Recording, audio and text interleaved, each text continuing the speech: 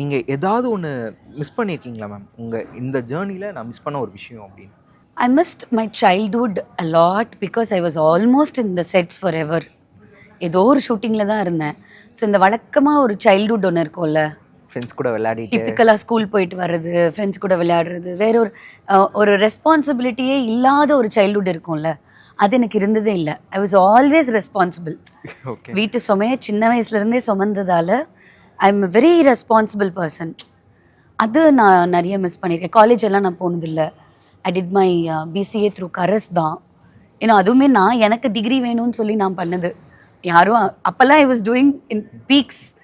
3 சேனலில் 3 சீரியல் ஹீரோயினாக நடிச்சிட்டு இருந்த time. But still I wanted it. அதனால I did my BCA. Otherwise அதெல்லாம் நான் கொஞ்சம் மிஸ் பண்ணியிருக்கேன்.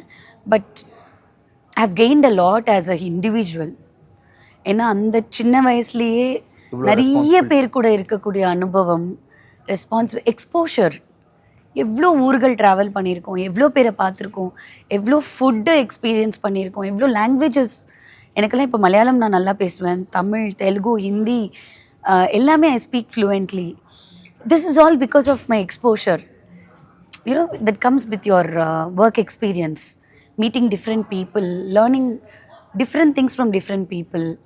அதெல்லாம் ஒரு பெரிய லைஃப் லெசன்ல. ஓகே. இன்னமும் அந்த ரெஸ்பான்சிபிலிட்டியோட தானே மேம் ட்ராவல் பண்ணிட்டு Always. Okay. Always. I'm very responsible. Okay. And I want every individual to be responsible. நீங்கள் you have your fun, அது வேற. பட் சொசைட்டி மேலே ஒரு ரெஸ்பான்சிபிலிட்டி எனக்கு இருக்கணும். நான் ஒரு மொபைல் ஃபோனை யூஸ் பண்ணுறேன்னா I should be responsible. I should know what I am doing there. அதெல்லாம் கொஞ்சம் இருந்தால் நல்லாயிருக்கும். Okay ma'am. Nice ma'am.